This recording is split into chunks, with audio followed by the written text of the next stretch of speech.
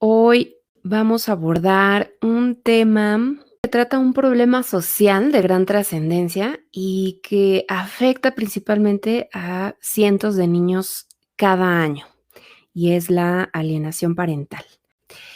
La Comisión Nacional de los Derechos Humanos ha definido la alienación parental como conductas que lleva a cabo el padre o la madre que tiene la custodia de un hijo o de una hija y que injustificadamente impide las visitas y convivencias con el otro progenitor, causando así en el menor procesos de transformación en su conciencia que van desde sentimientos como el miedo y el rechazo hasta ya el odio.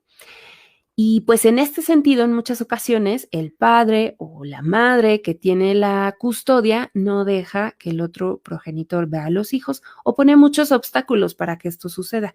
Y más allá de ello, cuando está en convivencia con su hijo, el que tiene la custodia, va generando un ambiente o un discurso de victimización que ponga en contra al niño del padre que no vive con él.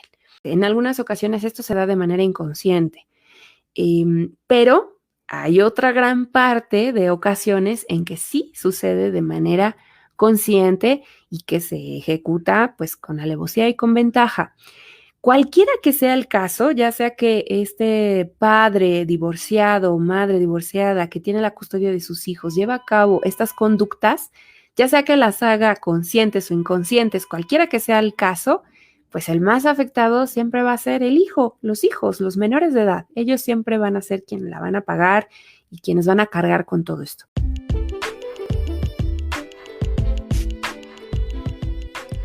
Hola, soy Jessica Juárez y estás en Mi Caja de Herramientas, un podcast donde comparto contigo las mejores herramientas psicoafectivas para aplicar en tu vida cotidiana. Acompáñame. Fíjense que este fenómeno ha existido pues siempre. Es un problema que se ha desarrollado durante mucho tiempo, pero que ha cobrado hoy en día no solo un nombre específico, porque antes no tenía un nombre, pasaba un poco como lo que sucedió con el bullying. Siempre ha existido, pero no estaba identificado como un conflicto social y no estaba catalogado o tipificado. Lo mismo pasa con la alienación parental. Es un fenómeno que ha existido siempre, pero que pues ahora cuenta con un nombre específico y hay todo un campo de estudio, tanto psicológico como judicial, alrededor de este suceso por la cantidad de conflictos conyugales que llegan a tanto a los tribunales como a los consultorios de nosotros los psicólogos, donde es un factor de grave riesgo para, pues, poder lograr la sana convivencia y la integración entre los papás y los hijos cuando se da una separación entre los padres. Quiero aclarar, por cierto, hablando de tribunales y consultorios, que hoy no pretendo profundizar en el aspecto legal de esta problemática, porque pues no es mi expertise, pero sí dar una aproximación desde el punto de vista clínico, de tal modo que tengan pues al alcance las herramientas necesarias para poder detectarlo y detenerlo, anteponiendo siempre, siempre, siempre el bienestar de los menores de edad, que es a quienes principalmente esto afecta. Y miren, les voy a compartir unas estadísticas que encontré muy ad hoc y se las voy a leer. Dice, por acá está, de acuerdo con las estadísticas más recientes sobre nupcialidad del Instituto Nacional de Estadística y Geografía, de INEGI, durante 2019 se registraron 160,107 divorcios en México, de los cuales 145,705 fueron judiciales. Es decir, se gestionaron en algún juzgado de lo familiar, civil o mixto. El 26,1% tenía un hijo menor de edad, el 20,3% contaba con 2 hijos y el 7,8% con más de 2.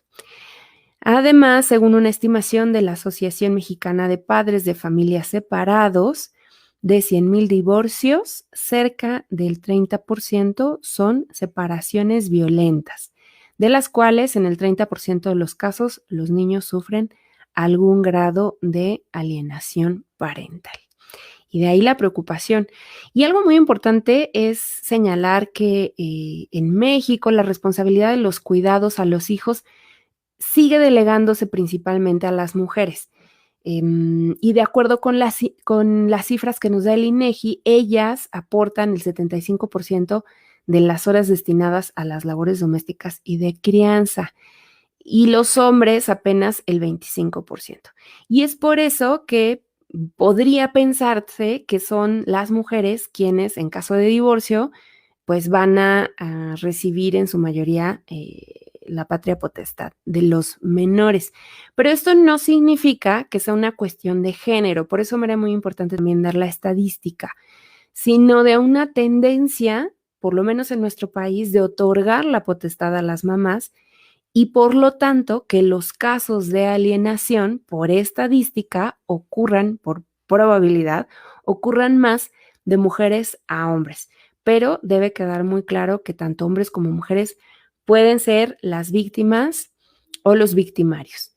En resumen, en este tema del divorcio, es más común que las mujeres reciban la potestad en nuestro país del cuidado de los hijos y por lo tanto que ellas sean las alienadoras, es decir, quienes van a alejar a los hijos del padre que no tiene la potestad.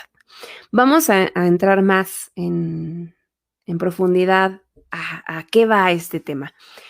Y esto más porque cuando se da un divorcio, después de que sucede un divorcio entre papás y mamás, uno esperaría, o en el mejor de los casos, en un momento ideal, que puedan llegar a acuerdos con relación a sus hijos para que ellos tengan la oportunidad de seguir manteniendo, los niños puedan seguir manteniendo contacto con ambos progenitores por igual. Sin embargo, en ocasiones, pues se recurre a tribunales donde es un juez donde determina las visitas y la frecuencia. Es decir, que tiene que entrar un tercero, en este caso la ley, a poner orden cuando no se pueden poner de acuerdo y determinar cómo van a ser los cuidados bajo el cuidado de quién va a ser el principal cuidador y además la otra persona o el otro progenitor, en qué ocasiones y con qué frecuencia va a poder ver a sus hijos. Entonces, miles de padres y madres que se encuentran en esta situación y que han pasado varios años de su vida entre desvelos, juzgados, escritos, terapias, tratando de mantener el vínculo con sus hijos y que no lo logran a pesar de tanto tiempo en el que le tienen que invertir. Y además de enfrentarse al tema de la distancia, pues faltan algunos protocolos o existen algunas irregularidades, procesos judiciales lentos, criterios que no siempre son concordantes durante los juicios de custodia y todo eso pues ha llevado a una serie de conflictos, pero al final de consecuencias principalmente para los niños. Y fíjense que a razón de eso, en el año 2000, el Tribunal Superior de Justicia, del que era entonces el Distrito Federal, inauguró el Centro de Convivencia Familiar Supervisada con la intención de que los niños, que son las víctimas de las separaciones, tuvieran un medio seguro para tener visitas con sus padres o con sus madres que no tienen la custodia y de esta manera pues proporcionaban un lugar de encuentro con sus hijos y pues promover un buen desarrollo emocional a los niños, que es principalmente el interés. Que por cierto, cuando llegó la pandemia de COVID-19 y que la Secretaría de Salud declaró la emergencia sanitaria en todo el territorio del país, pues estos centros se tuvieron que cerrar. Y se vinieron acuerdos con respecto a visitas ahora a distancia a través de videollamadas, a través de llamadas telefónicas y ahora ya de una manera mixta. Y por si fuera poco, con todo lo que ya he mencionado, las condiciones de convivencia se ven amenazadas por la alienación parental.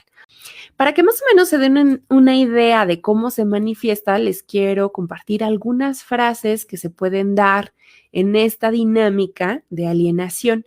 Entonces, acuérdense, el proceso es que el padre o la madre que tiene la custodia de sus hijos en un divorcio genera un ambiente negativo para que los hijos rechacen al padre o la madre con el que no viven, a través de ciertas conductas, acciones, comentarios que van generando en el niño esta confusión, a un punto en que sea el mismo niño quien diga: no quiero ver a mi papá, no quiero ver a mi mamá, ella me dejó, ella me abandonó, no me quiere, cualquiera que sea el discurso, pero que de alguna manera se va provocando por el otro adulto, que es el que está cuidando al niño. Bueno, y antes de darles estas frases, les quiero compartir algo muy importante. Fíjense que la alienación surgió como una propuesta de un síndrome, y de ahí que se ha generado muchísima polémica, porque hay quienes dicen que no podía cumplirse con todas las condiciones de un síndrome porque no era tan regular o no era tan constante para catalogarlo como un problema o como un trastorno, una afectación psicológica o psiquiátrica en los niños, en un cuadro de comportamiento. Por lo tanto, no lo estoy mencionando como tal, como un síndrome, porque oficialmente no está siendo reconocido, pues, por las instancias como la Asociación Americana de Psiquiatría o los grandes catálogos de enfermedades con los que solemos trabajar los psicólogos y los psiquiatras, que son el DSM-5 o el CIE-10, el 11, donde ya uno puede identificar cuando una enfermedad está catalogada y qué condiciones debe tener para que suceda. En el caso de la alienación parental, si ustedes la buscan, puede que la encuentren como síndrome de alienación. Sin embargo, oficialmente no es correcto llamarle síndrome, porque no ha sido aceptado como tal por, pues, las instancias oficiales que nos marcan la pauta de qué sí podría ser un síndrome y qué no podría ser un síndrome. Sin embargo, como tal, como fenómeno social, sí lo podemos llamar como una alienación parental. El término es correcto y se puede usar como un alegato también judicial para poder hacer algún tipo de em, manifestación en contra o para poder ayudar a algún caso en el que se esté peleando alguna custodia o alguna situación. Sí se puede usar, los abogados sí lo pueden usar como una referencia, aunque a nivel peritaje, como psicólogos, no podamos nombrarlo como un síndrome, pero sí como un fenómeno con características que traen consecuencias en los niños. Y esa aclaración se me hacía importante porque es necesario que ustedes tengan toda la información completa y que de alguna manera sepamos, pues, hasta dónde esto para algunos se genera polémica en el sentido de que es considerado como algo cierto u oficial y para otros no. Lo que sí es un hecho, por lo menos desde mi postura, es que la afectación existe. Este comportamiento de padres y madres existe, puede ser de un acto consciente o inconsciente, y además el daño, las consecuencias y la afectación que provoca en los hijos también es totalmente real. Sea o no un síndrome tipificado, es una conducta que trae consecuencias y que por eso me parece muy importante abordarla, porque a veces de manera inconsciente, con una gran necesidad, con un gran dolor por el abandono de la pareja, por las causas del divorcio en sí, a lo mejor por una infidelidad, por toda la negativa y la complicación que puede haber en el proceso de divorcio, llega un momento tal en la pareja que ese enojo, esa ira, ese disgusto los lleve a quererlos perjudicar por donde más les duela. Y en muchas ocasiones es a través de los hijos, porque es lo que tenemos como moneda de cambio para estarnos negociando o amenazando. Y muchas ocasiones son los hijos quienes terminan pagando los platos rotos. Es muy común que en el fervor de ese dolor, de esa ira, de esa frustración que venga de una separación, vengan estos recursos como una forma de intentar desquitarnos del otro, tal cual. Sin embargo, lo que no estamos viendo, pues, es que los hijos no los podemos usar de esa manera, porque ellos tienen sentimientos, son pequeños seres humanos en formación que van a generar, pues, muchos traumas y a desarrollar un montón de conflictos si es que nosotros permitimos que su papel en nuestra separación sea pues en medio, siempre como un escudo entre los dos. Bueno, ahora sí les platico algunas de las frases más comunes que se pueden dar en esta dinámica y que a lo mejor te den pista, si tú estás en una situación parecida, te den pista de si estás cayendo o no en esto o si la otra persona está practicando la alienación. Bueno, por ejemplo, tu papá nos engañó. Y miren, este es muy común decirle o tu papá o tu mamá nos engañó a los hijos cuando la madre o el padre han sufrido una infidelidad por parte del cónyuge. Y aquí hay que tener algo bien claro. Todos los conflictos que se dan a nivel pareja deben quedar siempre separados de lo que representa la relación del padre con sus hijos y de la madre con sus hijos. Que a ti te haya engañado como pareja, que contigo haya faltado a su promesa de fidelidad, no significa que haya engañado a sus hijos. Que a ti te haya dejado no significa que haya dejado a sus hijos. Que a ti ya no te quiera como pareja no significa que haya dejado de querer a sus hijos. Y suena fuerte, pero es importante decirlo con todas sus letras, porque esa es la venda que no nos hemos podido quitar en muchas ocasiones y que nos llevan a tomar decisiones equivocadas que al rato nos perjudican a todos, incluido a ti, si es que estás haciendo este tipo de estrategias. Tu papá o tu mamá nos engañó, una frase muy de alienación. Tu papá o tu mamá quiere más a su pareja que a ti.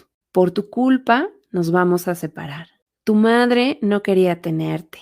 No vayas a decir que estoy saliendo con alguien. A tu padre o a tu madre se le olvida que tiene hijos. ¿A quién quieres más de los dos? Si no viene es porque no te quiere. Acuérdate cómo nos trataba.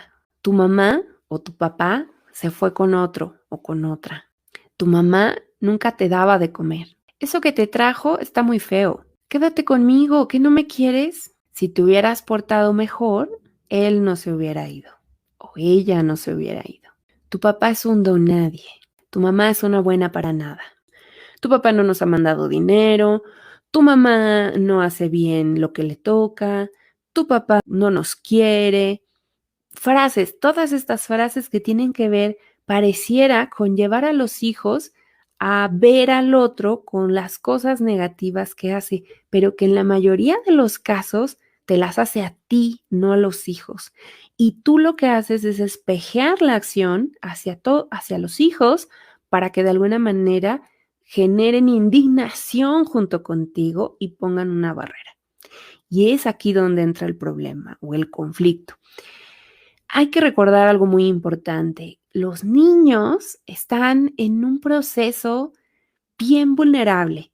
La infancia es la etapa de vida en la que nuestro desarrollo es decisivo para que se defina quiénes vamos a ser como adultos, cuáles van a ser los futuros adultos. De ahí su importancia.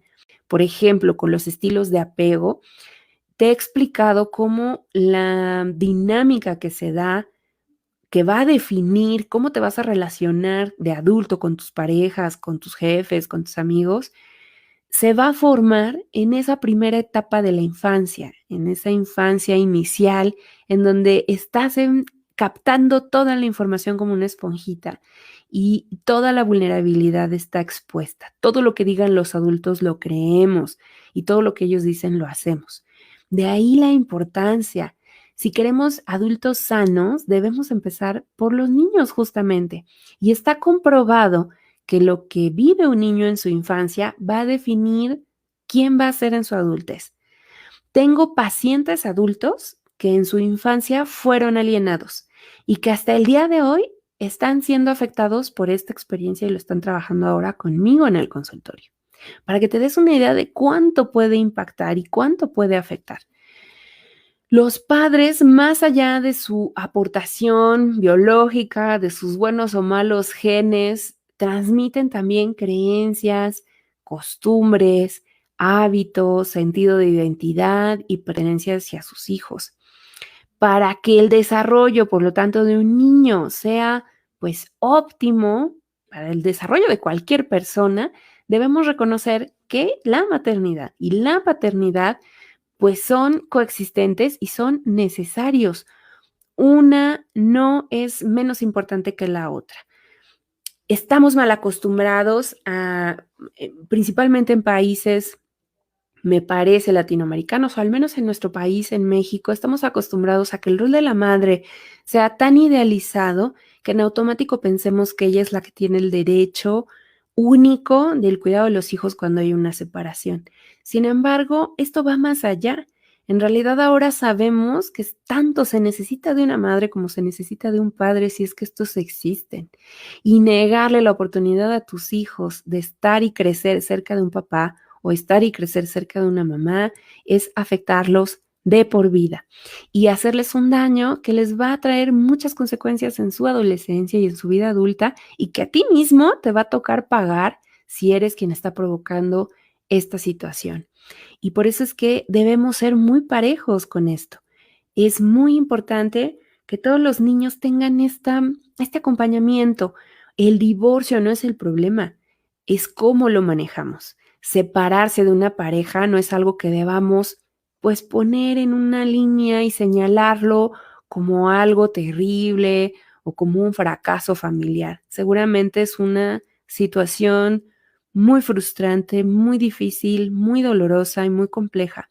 Sin embargo, no se acaba la historia ni para ti, ni para tu pareja, ni para tus hijos.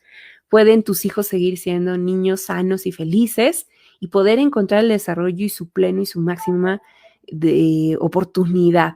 Pero para eso es muy importante que pues nosotros mismos no seamos un obstáculo para ellos y no seamos quienes les provocamos estas experiencias negativas que los lleven a un desequilibrio emocional, a generar en ellos un problema en su personalidad, en su carácter, en su forma de vincularse, en sus estilos de apego y por lo tanto en todo su equilibrio emocional. De ahí la importancia. Y por esta razón es necesario que tengamos presente que ante el nacimiento de un hijo también nacen los padres. Y esto ya lo hemos mencionado también. Un papá no se gradúa como papá, ni una mamá no se gradúa como mamá, sino que en automático se nos asigna el rol una vez que el niño nace. Y en ese momento, como padres, como entes paternales, también nacemos. Y nuestros roles y nuestra participación en la dinámica familiar va a ir marcando el éxito de ese futuro adulto en la medida que ambos participemos en la crianza y en la educación de estos nuevos seres, de estos pequeños humanitos.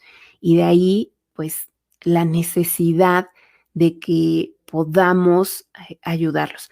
Ahora, además de esto, puede haber algunas consecuencias importantes como conductas agresivas, por ejemplo, cuando las visitas se hacen imposibles, las conductas agresivas pueden manifestarse en los niños a través de conductas verbales, como insultos o hasta físicas, que pueden traer un rompimiento y un desapego en su relación con papá o con mamá, con la persona con la que no ven. Puede generar en ellos estas conductas de evitación, este estilo evitativo, que después también va a traer o arrojar problemas de somatizaciones, principalmente ansiosas, que tienen como consecuencia no haber tenido el acompañamiento de un papá o de una mamá porque el otro padre se los prohibió. Si de por sí tantos problemas que se tienen por padres ausentes, por padres que se desentienden, que dejan a las familias, que dejan a los hijos, en este caso, no es porque se desentiendan, es porque se genera un conflicto tan fuerte en la pareja que se separa que entonces los hijos son el pretexto perfecto para hacerle daño al otro. Y algunas de las consecuencias, pues no quedan ahí, no quedan solo en conductas agresivas o que el niño tenga miedo, que el niño tenga rechazo, tenga odio hacia el papá que no ve, sino que esto puede derivar en que el niño desarrolle un trastorno de ansiedad, por ejemplo, y eso lo vemos porque tienen episodios con respiraciones aceleradas, pueden generar una neurodermatitis, problemas en la piel, que se les enrojece, que se les irrita.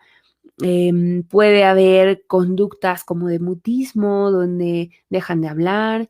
em, problemas que tienen que ver con todo el esquema de ansiedad y con muchos otros que implican la somatización de la ausencia de uno de los padres.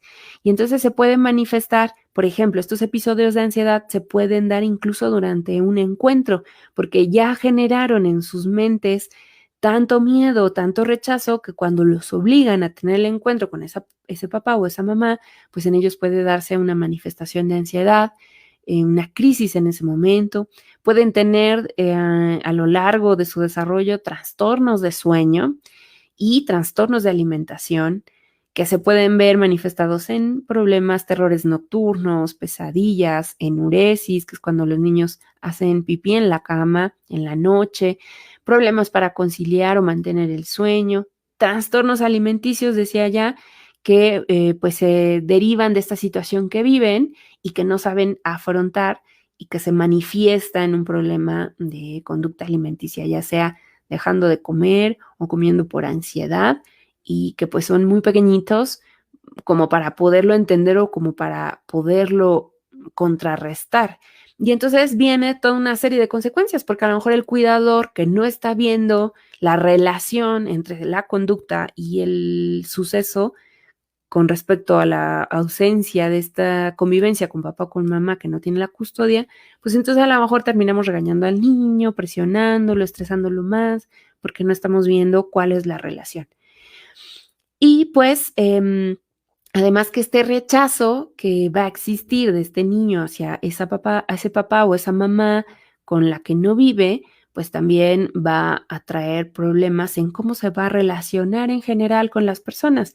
Van a ser niños que les cueste trabajo socializar, que no se sientan tan cómodos haciendo nuevos amigos, que sientan que no pueden contar con nadie, que nadie es confiable porque pueden abandonarles o maltratarles o dejarles, porque si su papá o su mamá lo hizo, pues cualquier otra persona también lo puede hacer.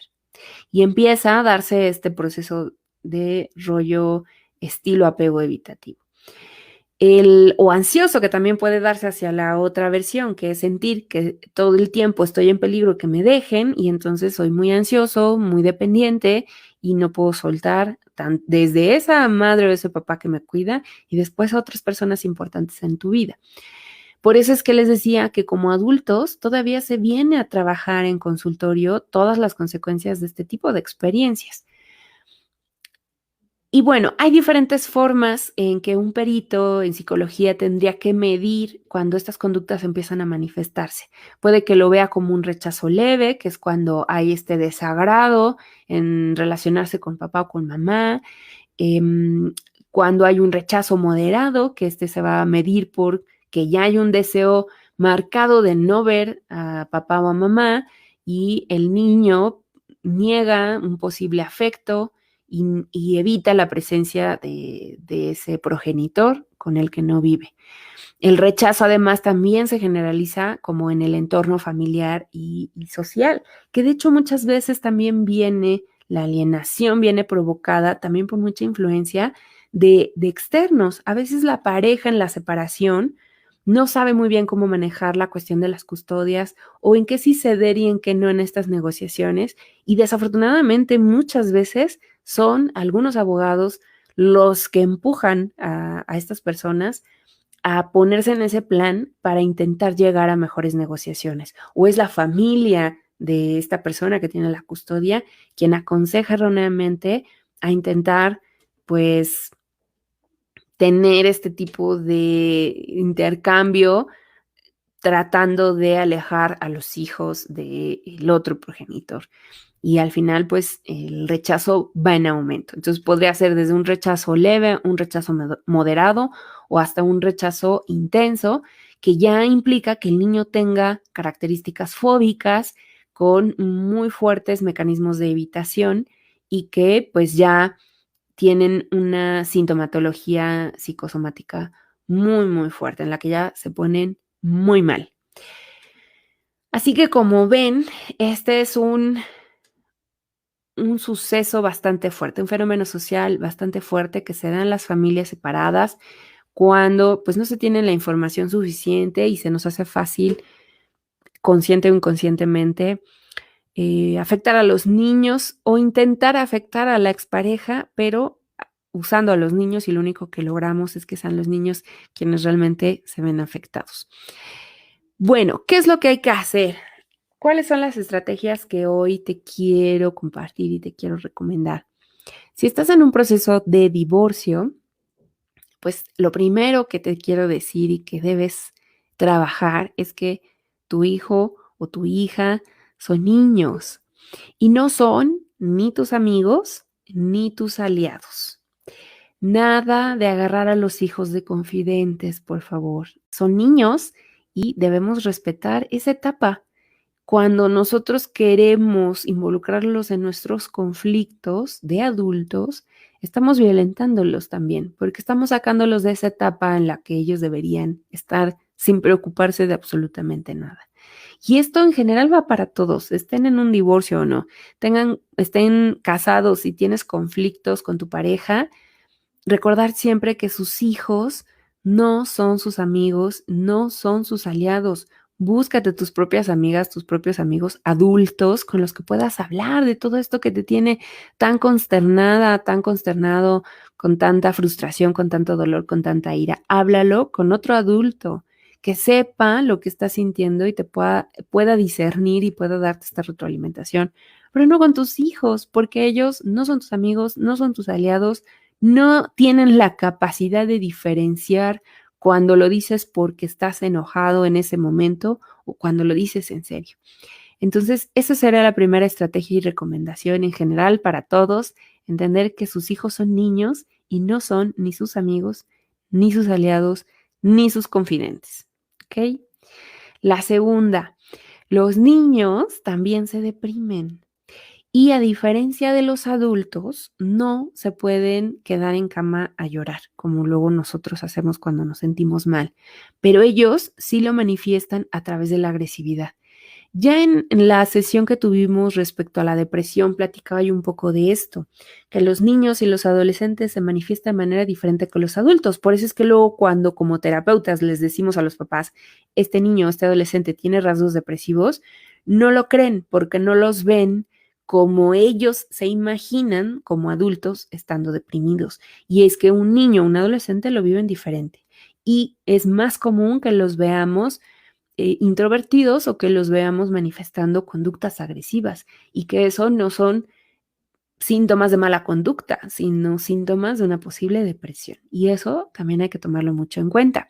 Y de ahí mi recomendación número 3, que es llevar a tus hijos a terapia psicológica. Un profesional especialista en niños va a ayudar a que no repriman sus emociones, porque no saben cómo manejar esto, es nuevo para ellos y pudiéramos nosotros mismos como papás estar reprimiendo las emociones que ellos están sintiendo. O ellos por miedo a ir romper la lealtad con nosotros no expresan o no manifiestan el sentimiento real que tienen de la necesidad de ver a ese papá o esa mamá con la que no viven. Entonces, no esperen a que se los dicte un juez, porque de todas maneras esto va a pasar. Si llegas a un proceso a tribunales, tarde que temprano un juez lo va a decretar y vas a tener que hacerlo sí o sí. Entonces no es necesario esperar, porque no tiene que ser algo que te manden o te obliguen, sino algo que por conciencia decidas. Y es llevar a tus hijos a terapia psicológica si estás en un proceso de separación y además implica un tema con las custodias, porque sí o sí necesitan el acompañamiento. ¿Y quién más crees que va a necesitar ese acompañamiento profesional? Y de ahí mi recomendación número 4 para ti hoy. Tú y tu ex deben acudir a terapia también. Ambos deben buscar ayuda a manera individual o en conjunto, dependiendo en qué etapa de su proceso estén. La mayoría cree que la terapia de pareja es siempre para solucionar diferencias. Sin embargo, también es de mucha ayuda la terapia de pareja para lograr una sana separación. Así que considérenlo una opción si lo quieren hacer juntos o si lo quieren hacer cada quien por su cuenta. Pero importantísimo, justo para que tengas dónde externar todas estas emociones que se están cruzando, momentos en los que te sientes molesta, molesto, momentos en los que tienes nostalgia, todas las emociones que se cruzan son muy importantes, justo buscar ayuda profesional para que puedas tomar buenas decisiones una vez que tienes este acompañamiento donde poder externar y lograr un equilibrio primero para ti y que por lo tanto puedas después ayudar a tus hijos a que se sientan lo mejor posible. ¿Siempre será un momento de crisis? Sí, no es todo color de rosa, será un momento difícil y tendrán que pasar por esa etapa.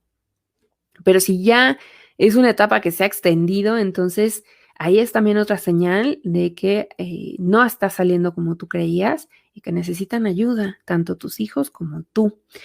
Tu ex seguramente también, pero como no puedes abogar tanto por lo que haga o no haga, por lo menos toma control de lo que tú sí puedes hacer. Número 5. Nunca, bajo ningún pretexto, le hables mal de su mamá o de su papá, dependiendo quién es la persona que ya no vive con él. Aunque lo que quieres decirle sea verdad, por ejemplo, a lo mejor tocaba que papá mandara el dinero de la pensión y no lo mandó, aunque eso sea real, no toca decirle esto al niño y menos a manera de queja o al menor.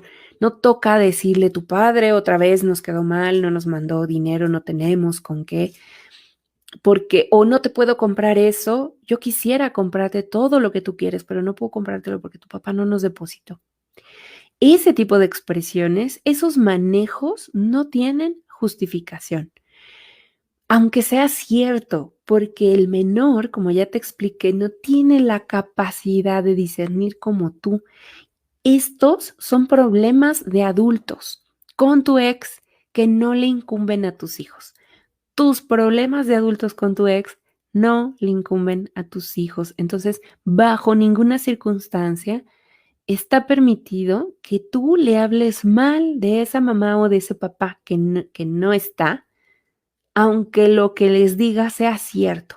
Menos todavía si lo que dices sale más del calor del momento que porque realmente te conste o tengas pruebas al respecto.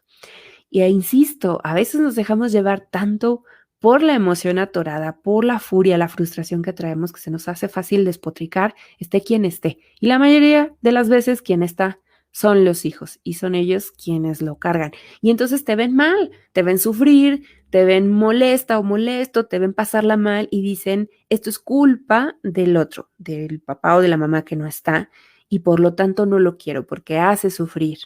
Y entonces toman estas lealtades que no les tocan, porque ese asunto no es con ellos, porque no es un tema que les incumba directa. Les afecta, sí, si no llega el dinero les afecta, pero no les incumbe directamente porque son problemas de adultos que te toca a ti solucionar con tu ex, no a tu hijo, no a tu hija. ¿Ok? Bueno, número 6. Cada vez que tengas el impulso de hablar mal de tu expareja, enfócate en recordar el profundo daño que esto le va a hacer a tus hijos. Si te sientes con esta tentación de descargar, de decir, porque a veces pasa, tú te contienes y cuando tus hijos visitan a tu expareja y regresan felices y contentos, lo más probable es que te enojes, que la pases mal, porque digas, no es posible, yo aquí tengo que lidiar con tareas, con escuelas, con todo lo que me piden, con berrinches, y luego además estarle rogando a esta persona para que cumpla con su pensión, y nada más porque van a verlo cada 15 días, ya regresan muy contentos porque pareciera que él es el bueno y yo soy la malvada, porque yo corrijo, porque yo tengo que estar con ellos todos los días, él no sabe todo lo que yo tengo que enfrentar, no es justo, no merece, y entonces, ¿cómo arruino este momento? Haciéndoles ver a mis hijos lo malvado que es su padre o que no es tan perfecto como ellos creen. Pero ¿sabes qué logras con eso? Destruir las ilusiones de los niños en una etapa en que necesitan tener estas ilusiones para forjarse como buenas personas en la vida futura cuando sean adultos. Porque te voy a dar un spoiler, te voy a adelantar algo.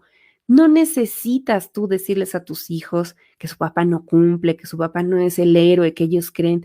Todos eventualmente nos damos cuenta.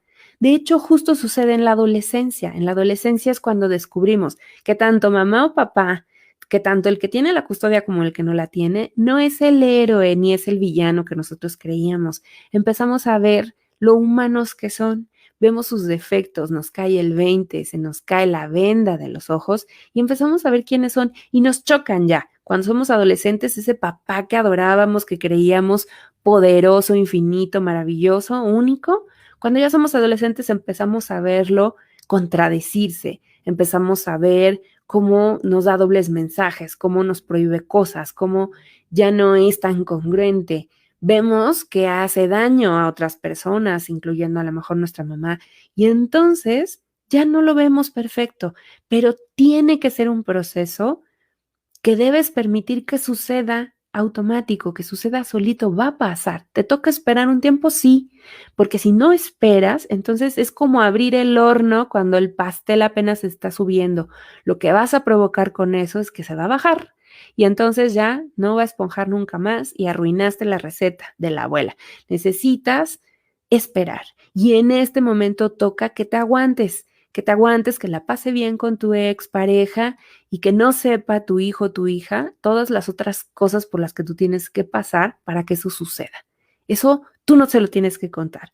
Tiene que vivir su momento. Es como si tú le contaras, si, ¿cómo eres capaz de decirle que los Reyes Magos sí existen para no romperle la ilusión, pero no eres capaz de aguantarte con respecto a las verdades de su padre o de su madre y ahí sí romperle la ilusión respecto a quiénes son ellos? Eso de todas maneras va a pasar, pero va a pasar en un momento en que lo va a poder o lo va a tener que asimilar de otra manera, que no le genere una huella, una herida de abandono, una herida de rechazo, que después como adulto no lo deje ser ni estar, que le frustre todos sus proyectos, todos sus planes, sus relaciones de pareja, su desarrollo profesional. Por eso es tan importante no intervenir, permitir que suceda, permitir que tenga ese ejemplo de mamá o de papá, que conviva con ellos, que presionar incluso para que se dé, para que esos encuentros sucedan puntualmente y esas convivencias sucedan puntualmente y sean maravillosas para tus hijos, para que ellos sean adultos felices. Y ya de adultos, ellos van a saber todos los sacrificios que tú hiciste, te lo prometo, lo van a saber, pero no les quemes el final desde ahorita porque vas a arruinarlo todo. Cada vez que tengas el impulso de hablar mal de tu expareja, enfócate entonces en recordar el profundo daño que esto le va a hacer a tus hijos. ¿Y sabes a quién se lo van a venir a reclamar? A ti. Tú vas a pagar la factura de ese daño de todas maneras al final. No vale la pena por ningún lado. Por donde lo quieras ver, no vale la pena poner obstáculos, generar estos odios, estos rencores, trasladarlos a tus hijos. No vale la pena. Es muy caro. Te va a salir muy caro a ti y a tus hijos. ¿Ok? Número 7, no pedir a los niños que nos elijan o que nos digan a quién quieren más, pero a quién quieres más, a tu papá o a tu mamá. Bueno, sí vas, pero dime a quién quieres, pero a quién prefieres. Si tuvieras que elegir entre, no los pongas en esa situación, eso es un acto de maltrato. Es como decirle, ¿qué brazo te quito, el izquierdo o el derecho? ¿Qué piernita te cortamos, la derecha o la izquierda? Pues no, ¿por qué poner a un niño en una situación así? No tendría por qué elegir entre ninguno de los dos. Por eso los papás son adultos, se ponen de acuerdo y al menos uno de los dos hace todo lo posible para que no tengamos que hacerle elegir ni entre su bracito izquierdo y su bracito derecho, ni entre su papá ni su mamá. 8, no permitas que tus familiares, tus amigos o incluso, ya decía yo, tus abogados te inciten a alienar a tu ex. No lo permitas. Va a haber gente que te lo recomiende. No caigas en esto porque ahora sabes el costo. No lo vale. Hacer sufrir a tu ex no, no vale la pena comparado con el costo del daño que puedes hacer a tus hijos. Y bueno, si estás siendo alienado, ahora vamos con recomendaciones si estamos del otro lado de la historia. Si tú estás siendo alienado o alienada por tu ex, es decir, si tú eres el progenitor que está siendo alejado de sus hijos, entonces te quiero decir que no entres en su juego, no cedas a provocaciones, no hables mal al niño de esa mamá o de ese papá. Exactamente lo mismo. A veces, por esa frustración de que te impiden ver a tus hijos, puede que cuando los tengas contigo te sientas tentado o tentada a quererles decir a los niños querer hablarle mal de por qué ese papá o esa mamá es un obstáculo que no permite que se vean. Y mira, si tú haces eso, no vas a lavar tu imagen, no vas a lograr lavar tu imagen con ello. Solamente vas a hacerle más daño a ese niño. Pasa exactamente como lo expliqué hace rato, ¿ok? Simplemente dile que puede confiar en ti. Recurre a la otra estrategia, vuélvete una persona confiable, que cumple en esas visitas, que está siempre en esos encuentros y que está con atención plena, con tiempo de calidad, no esperando a ver a qué hora se acaba o aprovechando el momento para querer ponerse de acuerdo con la expareja. Aquí lo que hay que hacer es hacerle saber al niño o a la niña que pueden, al menor en general, que pueden confiar en ti, que los quieres, que los amas, que te pueden contar todo y que no va a haber ningún problema. Y por lo tanto, no traiciones su confianza. De las cosas que ellos te dicen a ti, no traiciones su confianza, pero sí debes conocer la situación. em, para saber ellos cómo se encuentran, saber que están bien. Y cuando te digas que mi mamá dice que tú eres malo porque no nos quieres, porque ya tienes a otra mujer. Lo ideal en estos casos, para que tú te puedas de alguna manera defender, es poderle decir, mira, es posible que tu mamá o tu papá piense eso de mí, pero sabes que las cosas no son de esa manera. Y entonces le pones ejemplos que demuestren que sí le quieres.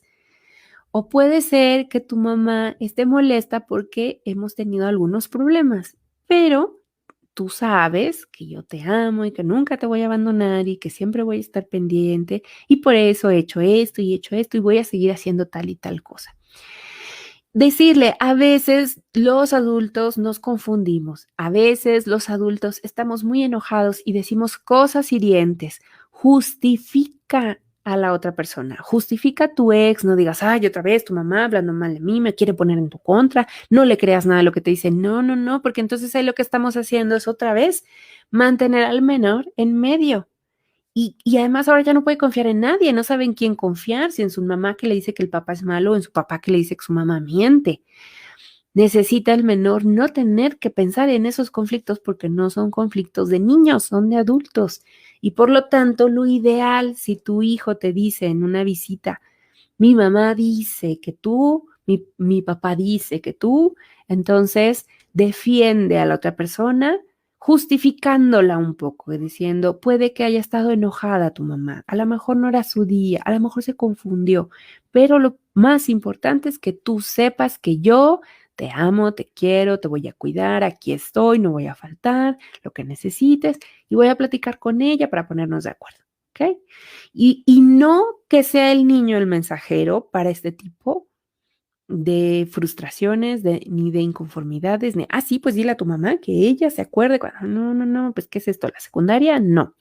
Entonces seamos muy conscientes para mantener la calma, respirar profundo y no desperdiciar ese tiempo que debería ser de convivencia con tus hijos en hacer corajes, ni en mandar mensajes, ni indirectas, ni intentar convencer a tu hijo de que la otra persona es la malvada en realidad.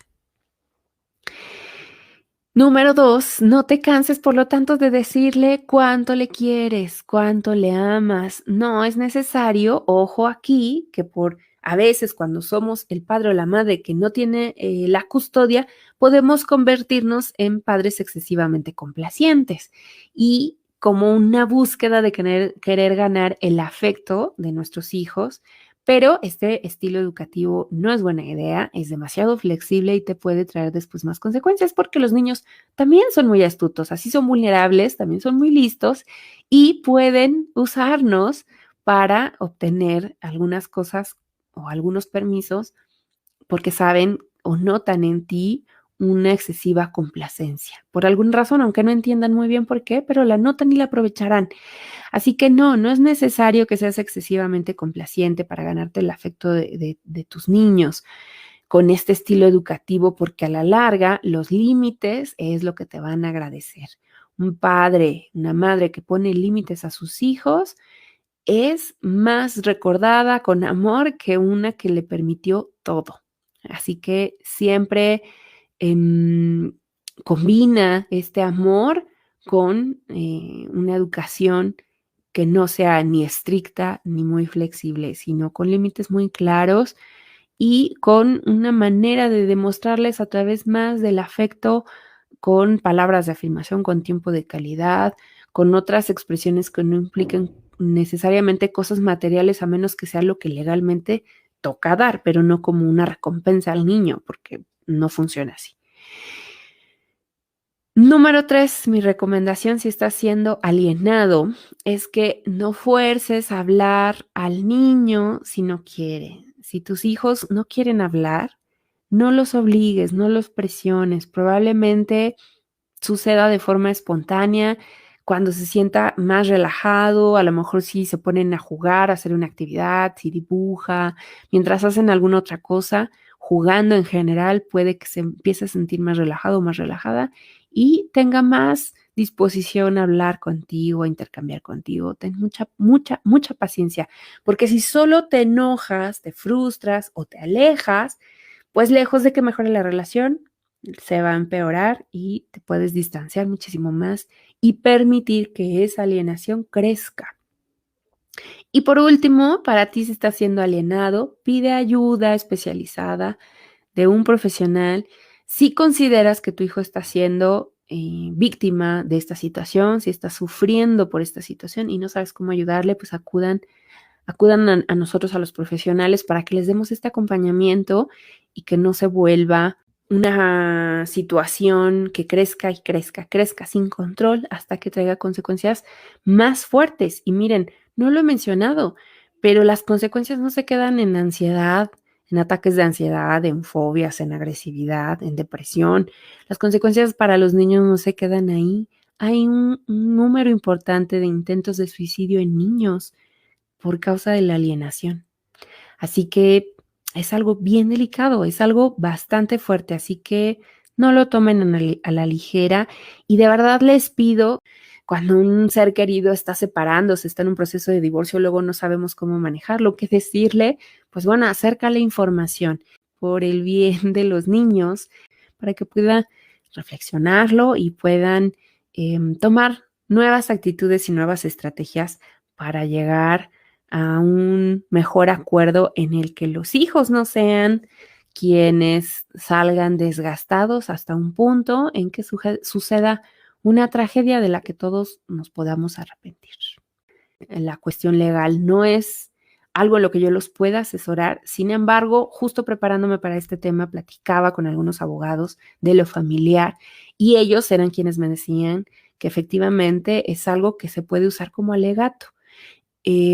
Pero para eso se necesita hacer una serie de peritajes psicológicos con psicólogos asignados que hacen una serie de evaluaciones y entrevistas para determinar si existe tal alienación y si ésta está en algún nivel que yo les platicaba, puede ser leve, puede ser moderada o puede ser ya más grave, y se nota en el discurso de los niños. Es muy fácil notarlo. En una entrevista psicológica empieza a notarse muy rápido cuando se trata de una alienación, a que cuando realmente se trata de que el niño le tenga miedo al papá porque le pegaba, porque era violento, porque también ahí hay otro aspecto. Mucho de que no se reconociera a nivel psiquiátrico era porque empezó a usarse también en beneficio de casos que no lo ameritaban. Es decir, papás que tenían antecedentes de violencia terminaban alegando alienación parental como el pretexto del por qué los hijos no querían verlos, cuando en realidad no querían verlos porque eran violentos con ellos o estaban traumados por la vida que les había dado cuando vivía con ellos.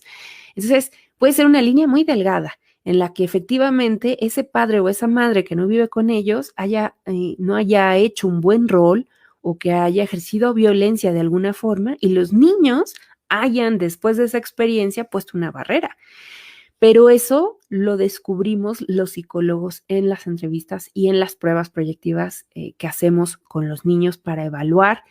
Y hay una batería de pruebas específicas que los peritos en psicología que trabajan para el tribunal ya saben aplicar para detectar si es que hay o no esa alienación y por lo tanto pues, tomar cartas en el asunto. Así que, aunque no es considerado o no sea tipificado como un síndrome a nivel psiquiátrico, a nivel legal, sí se puede usar como un alegato, y por eso es que en mi recomendación está reportar estas conductas para que entonces recibas el apoyo para poner un alto a este recurso que puede hacerle daño a tus hijos si es que no lo estás haciendo tú, y que puedas recibir la asesoría necesaria para proceder de la mejor forma. Y mientras tanto, de la parte emocional, tú no caer, no ceder en la provocación y no ser la segunda persona que los pone en una situación, en el fuego cruzado a los hijos, principalmente.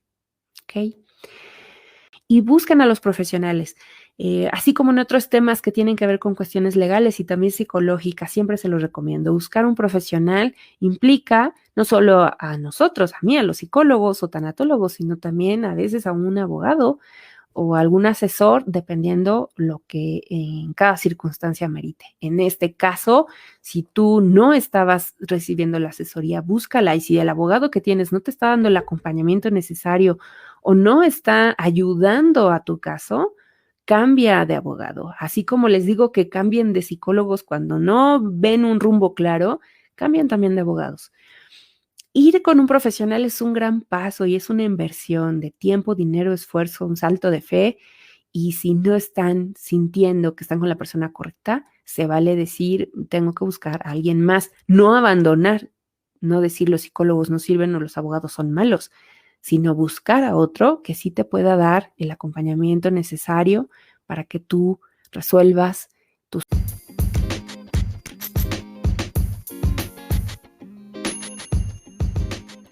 ¡Listo! Me encanta que te hayas quedado hasta el final. Si este episodio te fue de utilidad, por favor compártelo con familiares y amigos. Pasa la voz. Hay al menos una persona en tu círculo que está necesitando este tema ahora mismo. Mándalo. Te lo va a agradecer y yo también. Para contactarme, te invito a visitar mi sitio web jessicajuarez.com. Ahí encontrarás el detalle sobre mi formación profesional, mis servicios, redes sociales, medios de contacto y más contenido. Esto fue mi caja de herramientas. Te espero la próxima semana. Besitos, chao.